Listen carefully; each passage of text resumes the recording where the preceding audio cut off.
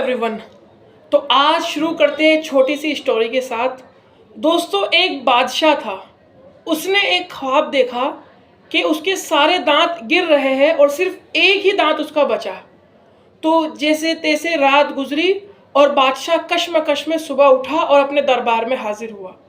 हाजिर होते ही बादशाह ने अपने वज़ीर से अपना ख्वाब सुनाया और फिर ये जाहिर किया कि मुझे इसकी ताबीर जाननी है, मुझे इसका मतलब जानना है कि मेरे ख्वाब का क्या मतलब है कि सारे दांत गिर चुके और सिर्फ एक ही दांत बचा है।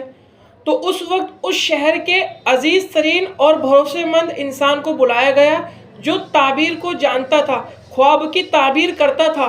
तो उसे बुलाया और फिर बादशाह ने अपना ख्वाब सुनाया और फिर बादशाह ने कहा कि इसका क्या मतलब है। तो ख्वाब जो बताने वाला था उसने बताया कि बादशाह सलामत, कि ये तो बड़ी दुख की खबर है कि आपके इस ख्वाब का मतलब ये है कि आपके रिश्तेदार, ख़ानदान, परिवार वाले एक एक करके सब के सब मर जाएंगे और सिर्फ आप ही ज़िंदा बचोगे। तो बादशाह को ये सुन के बड़ा गम भी हुआ, दुख भी हुआ और साथ ही साथ बादशाह सलामत बहुत गुस्से भी हुए और उसे सज़ा भी सुनाई और उससे नाराज़ भी हो गए और उसे जेल में बंद कर दिया। लेकिन फिर अगले दिन बादशाह सलामत ने सोचा क्यों ना किसी और से भी पूछा जाए।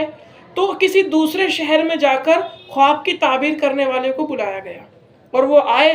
बादशाह सलामत ने उनकी मेहमान नवाजी भी की और फिर अपना ख्वाब सुनाया कि मैंने ऐसे ऐसे ख्वाब में देखा है, इसका क्या मतलब हो सकता है। तो बादशाह सलामत से उस ख्वाब के ताबीर बताने वाले ने कहा कि बादशाह सलामत, इस ख्वाब की ताबीर ये है कि आप अपने ख़ानदान और परिवार में से सबसे ज़्यादा ज़िंदा रहोगे, सबसे ज़्यादा लंबी उम्र अल्लाह ताला ने आपकी रखी है। तो बादशाह सलामत ये सुनकर बहुत खुश हुआ और उसे बहुत सारी चीज़ों से नवाजा, गुलदस्ते दिए और उस वक्त की जो करेंसी थी अशरफिया दीनार, वो देकर उसे रवाना किया। तो मेरे प्यारे भाइयों, अगर देखा जाए दो ताबीर बताने वालों ने जो बताया, डायरेक्टली इनडायरेक्टली दोनों ने सही ताबीर की, लेकिन बताने का तरीका अलग था। तो एक को सज़ा मिल गई और एक को बख्शिश मिल गई। तो सोचने वाली बात यह है कि आज हम भी अक्सर सच बोल तो देते हैं मगर हमारा लहजा, तरीका गलत रहता है और सामने वाले को तल्ख पहुंचाता है और सामने वाले के दिल को आज़ारी पहुंचाता है। तो हमें भी चाहिए कि अपनी बात को सही अंदाज में पेश करें। तो इससे ये होगा कि कोई ये नहीं कह सकता कि भाई सच तो कड़वा होता है।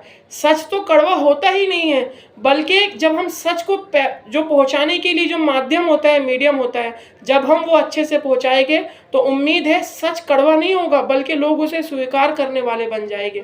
तो हमें चाहिए कि हम अपनी ज़बान को जो अल्लाह ताला ने हमें दी है उसका सही इस्तेमाल करें, हक बोले, सच बोले और अच्छे अंदाज में लोगों को हक की दावत दे। अल्लाह ताला मुझे भी और आपको भी और सभी को अमल करने की तौफीक दे। आमीन।